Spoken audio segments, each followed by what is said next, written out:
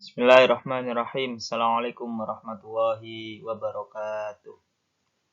Hamdan wa syukranillah amma ba'd la haula wa la quwata illa billah.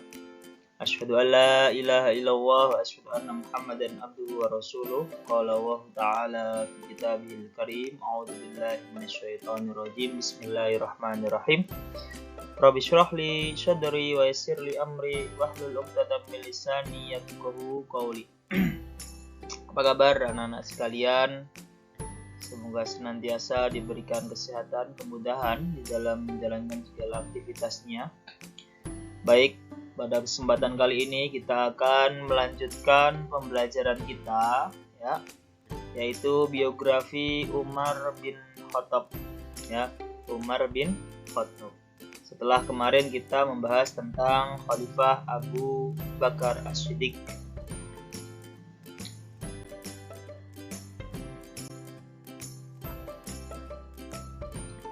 Ya, ini kemarin ya.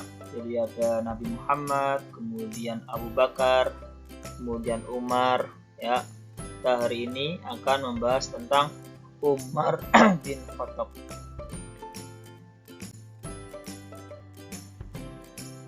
Seperti biasa, kita mengambil atau mengutip salah satu ayat yang terdapat dalam surat Al-Baqarah. A'udzu billahi minasyaitonir rajim. Bismillahirrahmanirrahim. Wa idz qala rabbuka lil malaikati inni ja'ilun fil ardi khalifah. Qalu ataj'alu fiha may yufsidu fiha wa yasfiku ad-dima wa nahnu nusabbihu bihamdika wa nuqaddisu lak. Qala inni a'lamu ma la ta'lamun. Dan ingatlah ketika Tuhanmu berfirman kepada para malaikat, aku hendak menjadikan khalifah di muka bumi. Mereka berkata, apakah engkau hendak menjadikan orang yang merusak dan menumpahkan darah di sana, sedangkan kami senantiasa bertasbih memujimu dan mensucikan namamu. Kemudian Allah berfirman, sungguh aku mengetahui apa yang tidak kamu ketahui.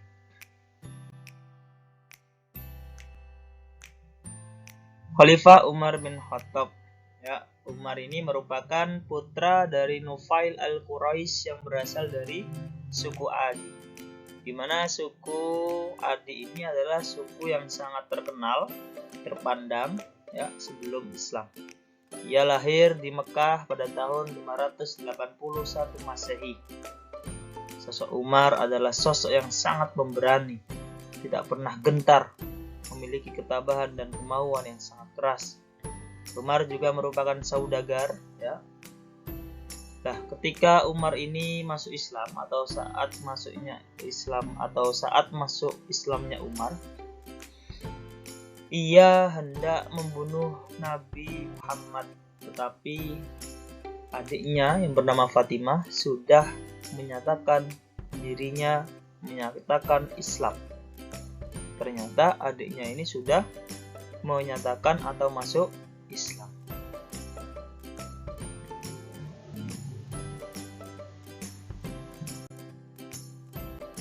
Baik, ketika Umar bin Khattab ini hendak menemui Nabi Muhammad, namun di tengah perjalanan Umar bin Khattab diingatkan bahwasanya adiknya sudah menyatakan atau sudah lebih dulu masuk Islam.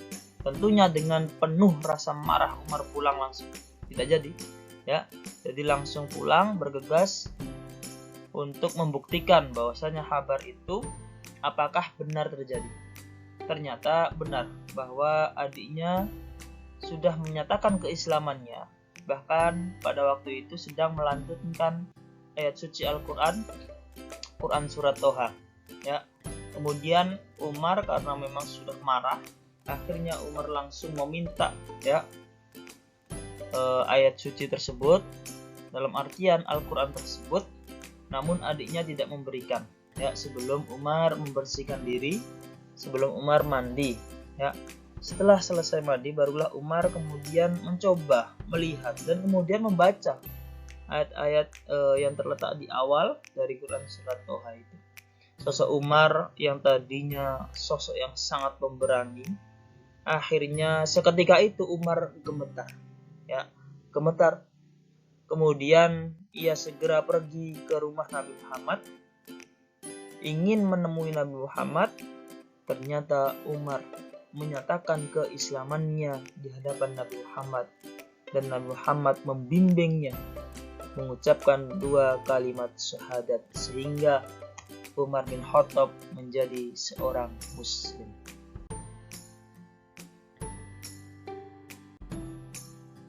Proses pengangkatan Umar menjadi khalifah. Jadi ketika Umar bin Khattab ini sudah masuk Islam, kemudian sepeninggal Nabi Muhammad, dan setelah tapuk kepemimpinan Abu Bakar sudah selesai, pada waktu itu terjadi perpecahan Islam yang sangat luar biasa di penghujung kepemimpinan Abu Bakar, sehingga menimbulkan konflik antar sesama umat Islam. Akhirnya Abu Bakar kala itu, ya, pada waktu itu Abu Bakar segera menyiapkan sosok yang siap menggantikan posisinya sebagai khalifah tentunya, ya.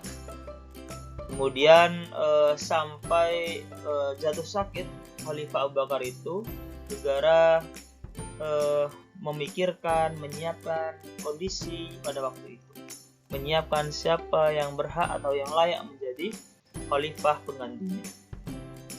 Dengan musyawarah bersama para tokoh seperti Abdurrahman bin Auf dan Talhah bin Ubaidillah, akhirnya disepakati satu nama, yaitu khalifah atau Umar bin Khattab. Kemudian piagam penunjukan Umar bin Khattab ini langsung ditulis oleh Abu Bakar sendiri sebelum Abu Bakar wafat.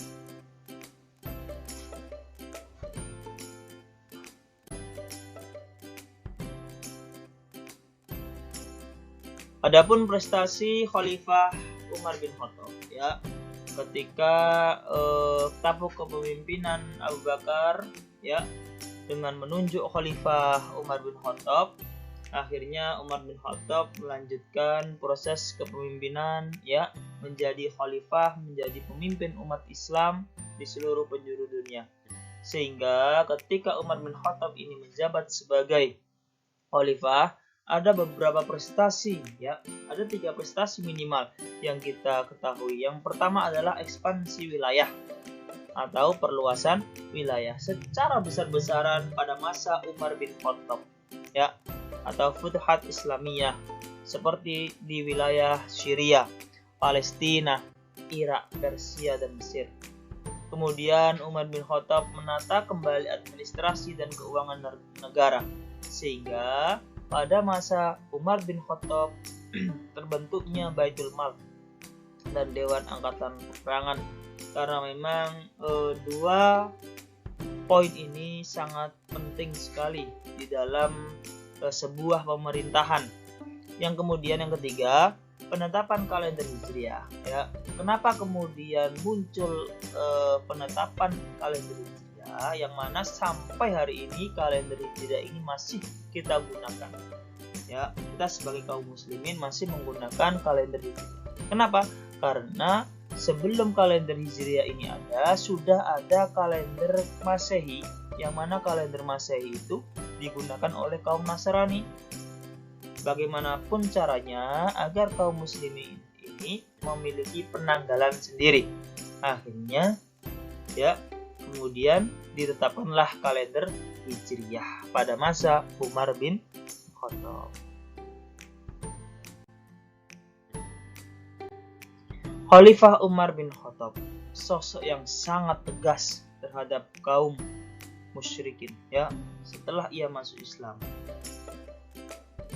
Ketegasannya terlihat, ya, diantaranya ketika ia menyampaikan dakwah, ya. Apa yang disampaikan tegas sekali. Wahai kaum Quraisy, barang siapa yang ingin anaknya menjadi yatim dan istrinya menjadi janda, maka halangilah jalan dakwahku ini. Nah, ini sambil menguluskan pedang, kemudian Umar bin Khattab menyampaikan demikian. Tak ada satupun kabilah Quraisy yang kemudian menghalang-halangi, yang memang takut dengan Umar bin Khattab, gitu. Walaupun sangat tegas dan memberani, Namun Umar pun memiliki sifat yang sangat penyantun lagi tanggung jawab. Ini dibuktikan ketika Umar bin Khattab sedang melakukan ronda malam, ya, bersama ajudannya. Di salah satu bilik atau di salah satu rumah ada seorang yang sangat yang sangat kurang, ya, sehingga di dalamnya itu ada anak yang menangis. Kemudian Umar bin Khattab mengetuk pintu. Kemudian Umar bin Khattab bertanya, ada gerangan apa? Sehingga ada suara tangisan. Akhirnya ibu yang ada di dalam itu menyampaikan bahwasanya kami ini adalah orang lemah, sedangkan pemimpin kami ini tidak pernah memperdulikan, tidak pernah memperhatikan kami, kondisi kami. Akhirnya seketika itu juga Umar bin Khattab langsung kembali, ya, untuk mengambil sekarung gandum yang kemudian diberikan kepada ibu tersebut. Ibu tersebut awalnya tidak tahu bahwasanya yang datang itu adalah Amirul Mukminin Umar bin Khattab. Ya, kemudian ibu itu baru sadar bahwasanya orang yang diajak bicara tadi adalah Umar bin Khattab.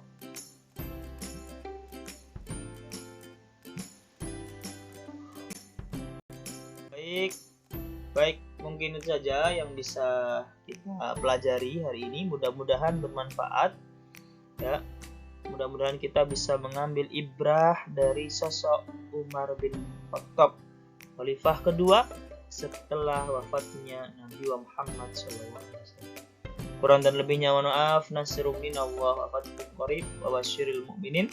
Billahi taufiq wal hidayah wa ridha wal inayah. Assalamualaikum warahmatullahi wabarakatuh.